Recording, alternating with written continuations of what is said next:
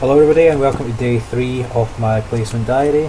Today we did quite a lot of things, so I'm just going to batter on through it because I spent a lot of the day doing a lot of folder work and also actually being at the nursery, so I don't want to spend a lot of time on this if that's okay. So let's begin. First things first, the manager of the nursery was off today.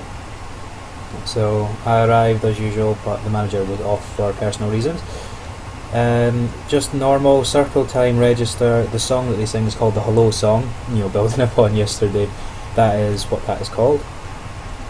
They had an active discussion of how the children were, what they felt like, how their days were yesterday, which is good.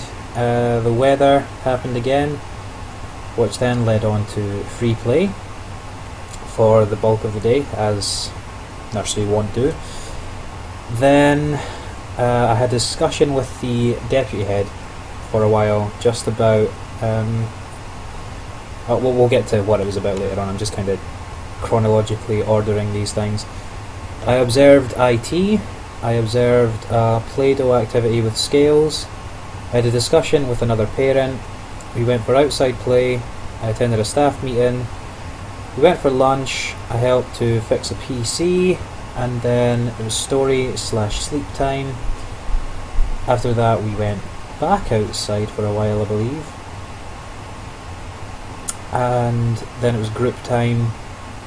During group time I was able to catch up on a bit of paperwork, which was good, and also kind of just keep an eye on the children at the side, and then that was the end of my day. So, big list of things here, two pages full of notes, so I'll try and tick it off as quickly as I can. I do have a full copy of this sort of reflective aspect in the folder, so if you ever do need to see that, please don't hesitate to contact me, I can send you a copy.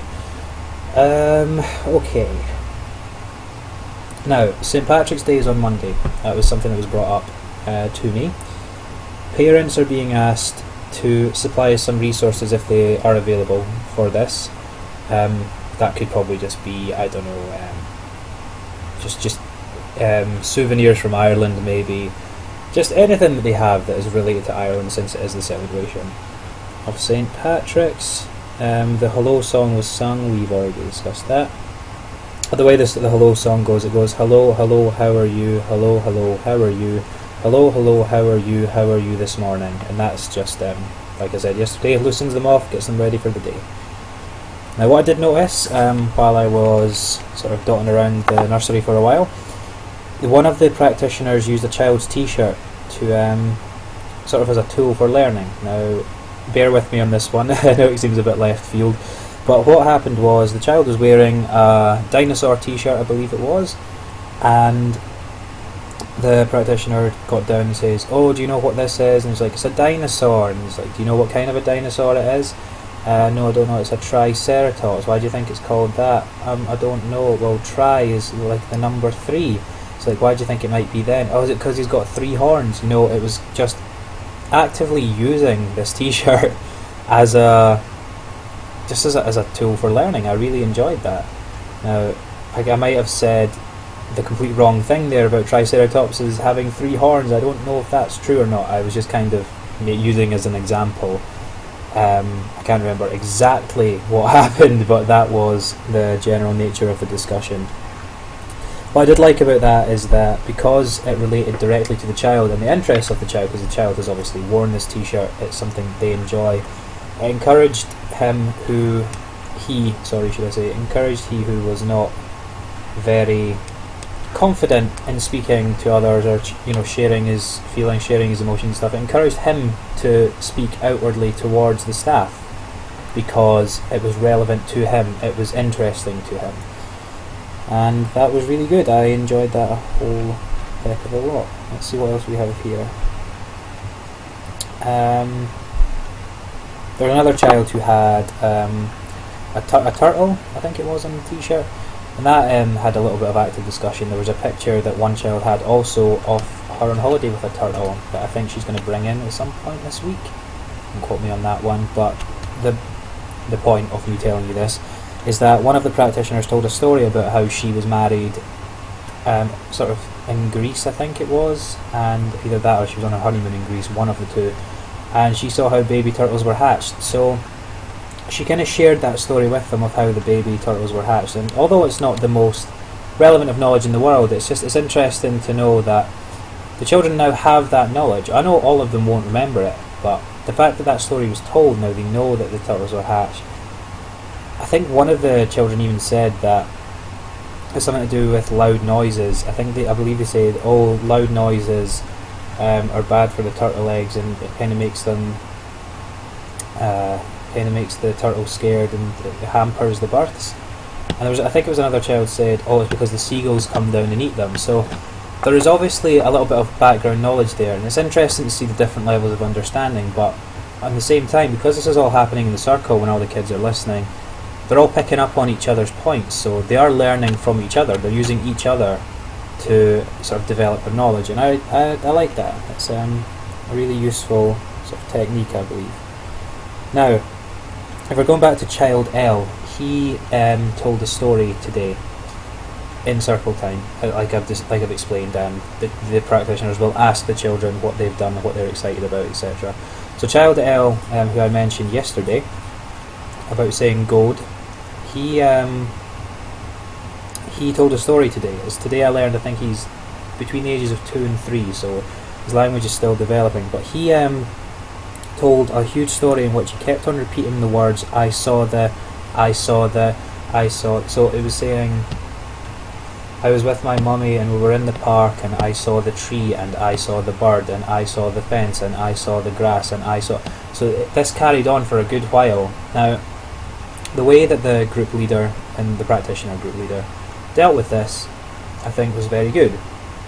Because she, for the first while, was like, yeah, did you see that? That was good. And she tried to ask sort of leading questions like, what did you think about it? But the child just kept on repeating this, I saw the... and didn't stop until he was asked multiple times from the practitioner to stop. Now, what I thought was interesting about this is that it kind of resonated with Piaget's theories that children below a certain age are completely egocentric. They're switched off to the outside world. They think the world sort of revolves around them. Now, there was tests done, I believe. Now, I can't remember exactly what the test was called or what the study was called, but it was to do with sort of like, because the children are so egocentric, anything that's outside is out of mind. It's almost like they have this idea of the universe. If they can't see it, they can't interact with it, it doesn't exist, because their universe is the universe, if you understand. So that was interesting to see sort of out in the open. You know, I like I said, when I was reading about language development, I was reading about child development in general, sort of in the Bean Boyd book, The Developing Child, there was all this sort of theory crafting, and it was interesting to read about. It was interesting to read about case study stuff, but actually going out and seeing it in practice was good. I think that really reinforced my knowledge of it, and it kind of got me interested to maybe read a little bit more into that. So be sure to I'll be sure to put more of that into the folder. Let's see. Finding out... right, okay. The nursery are taking part in this programme with other nurseries in the local area. It's called the Giant Weave, I believe. That rhymed. The Giant Weave. So basically what happens is each nursery is given an individual country to study. So one nursery could have, I don't know, North America. One child could have Canada. You know, just that sort of thing. But I think it's just countries in the Commonwealth, so it wouldn't be North America, obviously. But the way that this is happening is once they have their topic, the children in the nursery are each going to find out something about the country, I believe, or do an activity related to the country, so that at the end, all of the nursery's works will collaborate, and it will be put on display in, I don't remember exactly what building it's going in, but it's going into a building in Dundee.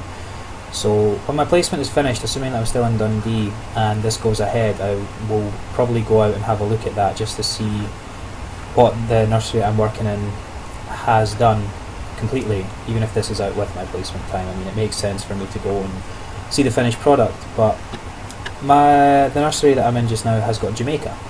So the way that the practitioners are sort of dealing with this originally, I don't know if this is going to be the final product, but they've given out little sheets. I'm going to ask for a copy of one of these sheets tomorrow. I didn't pick one up today, kind of lost track of time. The sheets have the Jamaican flag at the top, which the children will colour in, and then underneath it will say, a fact that I know about Jamaica is, and then lines, lines, lines. So they will take this home and ask their parents to help them, because obviously a lot of the kids don't have the, they can't really write. They're still showing the signs of early mark making. Some are scribbles, some are actually writing their names, which is a good start. Some of them, you can tell, are really ready for the school experience to make that transition. Some are not so much. So that will probably be written in by their parents, but they will research the fact themselves using the internet, using encyclopedias, using whatever they can. To sort of, I wouldn't say dumb this down, but to sort of bring it down to the level so that everyone can get involved, not just the sort of preschoolers, so that the 2s onwards can even, be involved with this. They asked for the children to ask the questions. Now that was a really poor way of wording that, but what I mean essentially is they would ask the children, what do you want to know about Jamaica, as opposed to go and just find something random about Jamaica. One of the children, I believe, said, what kind of crops do they grow? And one of the children said, what clothes do they wear? What music do they listen to? What's just other things like that, to that nature. So at least they have a basis in which to do this with. So what I liked about that the most, and why I think that's a really effective mode of practice, is it's kind of like early homework. It's getting them prepared for that transition to primary school. Even the younger ones still, it's getting them prepared to take on that challenge, and they will eventually have to get homework. So preparing for them to get this early is probably a good idea, and I think it will be beneficial for them. Let's see, where are we getting here? Okay, so during the day I was able to meet and liaise with a parent. I'm going to mention that just now. I don't believe I'm in the right time of day to mention it, but I'll stop going chronologically here because I've already explained. After speaking to one of the parents of a child, she was telling me that her child has not stopped talking about me until since she got home from nursery yesterday. So that's interesting. It's nice to know. It gave me a bit of a confidence boost. It means that the children are taken to me in a positive way, and that it's going to make my life a little bit easier because I do have them on my side, as it were, for the time being anyway. Now, I decided to sort of just speak to the parent just as a friendly conversation, nothing too severe. She started to question me about my placement, so I explained to her the nature of my placement. I explained to her that I wanted to look primarily at language development, but also at the managerial sides of the nursery.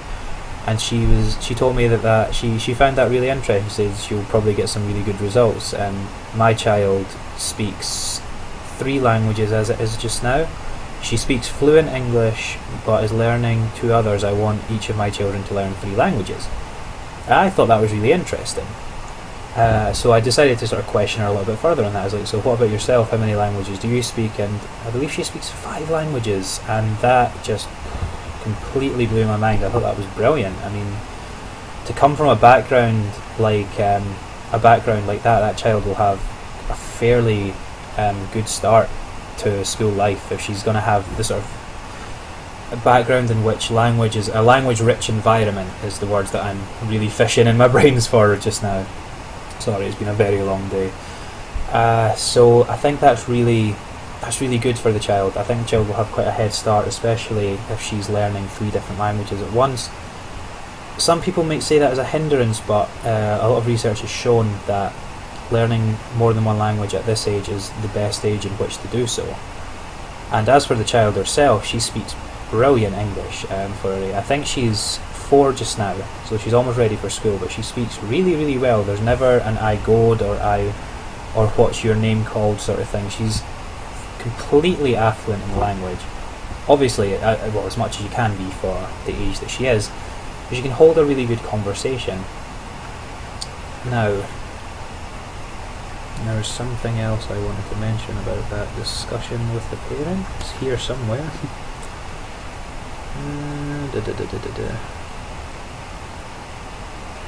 Yeah, that was it. I asked as I was speaking to the mother, she did tell me um, that she was teaching the children 3 languages. Sorry, I'm repeating myself a little bit here, kind of getting lost in the pages.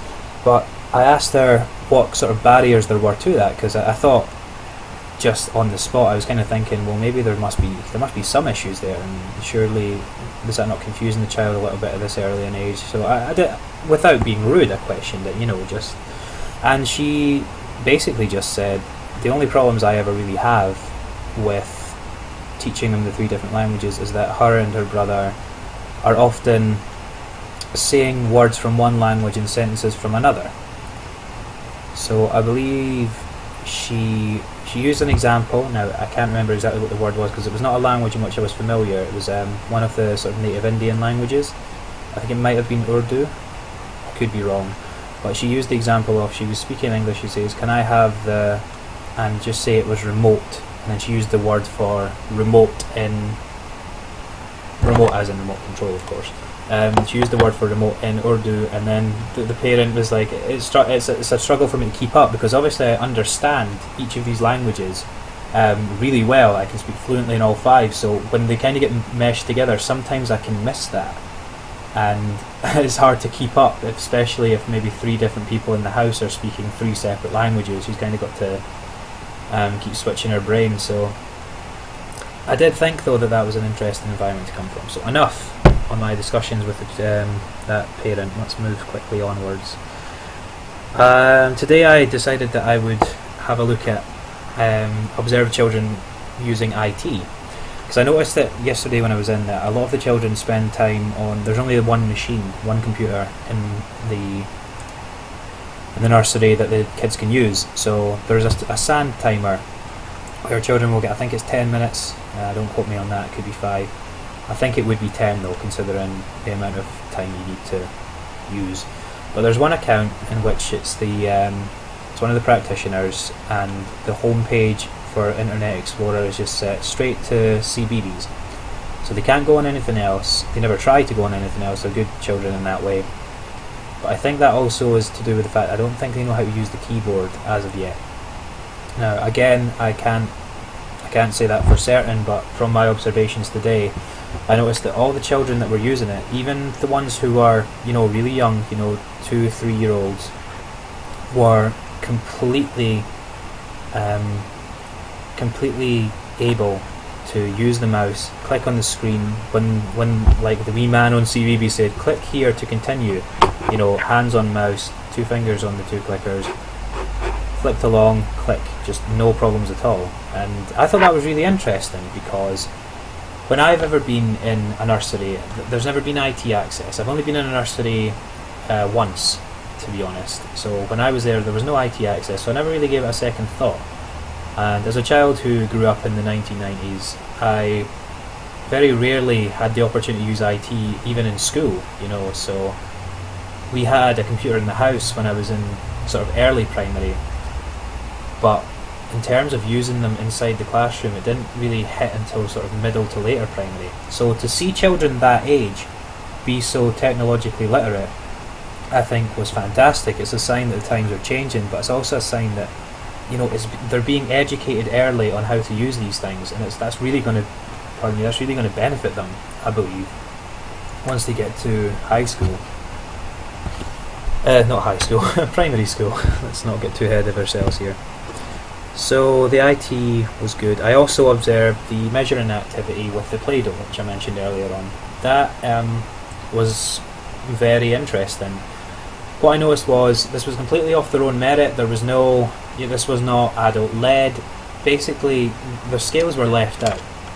There was 3 sets of scales, I believe. Just your classic scales, just the weight in the middle, and then the 2 balancing holders, or there's probably a better word than that, containers maybe, on either end. So what they were doing was they were grabbing the Play-Doh and they were putting it in one, and when they put it in one, it was the scales, the tip. So they put it on the other side, they realised it tipped again, and they were sitting for a good maybe 10-15 minutes just separating out the Play-Doh and trying to make these scales balance. And eventually they did manage. They managed to get the scale, probably not 100% accurate, but to about this level, they managed to get the scales to balance. And I thought that was really interesting. That's going to be useful for learning early measure, which is something that I spoke about in one of my essays during second year here at uni. So to see that from such an early age, that they're understanding that weight goes on one side, raises, weight goes on the other side, raises, weight goes on both, balances, is I like that. And because they've done it off their own back as well, it's good to know that children are actually keen to learn, and whether they know they're learning or not, I mean, to them it's just like they're having fun with these fun scales. And when I did question the children, I was like, so what are these? And they're like, they're scales, and so what are they used for? I think one of the kids said that it's for holding your pencils, so that was cute. But one of the other kids says, I was like, you could use it for that, but what else could you use it for? What do you think it's used for? You can maybe use it in a kitchen. And then I think someone said, it's for measuring. I was like, you're right, it's for measuring. And it just kind of led from there. So it's interesting to know that you can just kind of be there as in a supervisory position, but also just sort of question them to coax them on to learn, because they are willing to learn, and that's something that I found really interesting. Okay, let's see where we are. Observed IT, did that. The staff meeting, we'll go for that. We went to the meeting where basically, because the nursery is so small, then we couldn't, and sort of understaffed at the moment, all adults had to be on deck for the children at all times. So the way that they dealt with this is we put up a half an hour video on the computer in the computer room. Kids all sat around and watched it, and we sat in a corner and sort of just had our meeting in the background. It was good because we could keep an eye on the children. They were literally within an arm's length of us. If they ever needed anything from us, they knew just to come and ask, and we just sat in the corner. So a lot of things were discussed for plans of the future of the nursery, things that really weren't relevant to me, and I won't disclose in case it's personal. But it got to the planning stages of next week, where I put forward a proposal that I take the youngest group in the nursery and the oldest group in the nursery for one day next week. I want to take the younger group, and one day next week I want to take the older group and give them the same activity. Now this activity is going to consist of me sitting with a big massive box of Lego and sitting around with the kids, and I'll just say to them, look, can you build me a spaceship, we'll say. It might not be a spaceship. I'll try and keep it relevant to what the nursery's sort of standards are for that week, what the overarching thing that the children have picked to learn about. But we'll say it's a spaceship for example's sake. So all the children will, they'll grab their pieces of Lego, they'll build me it, that'll be great. And once they're finished, I'll tend to give them a time frame. I'll say, you have until the sand timer I'll probably use as a resource, until that turns out to build me a spaceship. So they'll all build, and then once they're done, I'll get them to feedback. Now the way that I'm going to do this is I'm going to just have an open discussion. So I'll start off with one child and say, look, what have you built?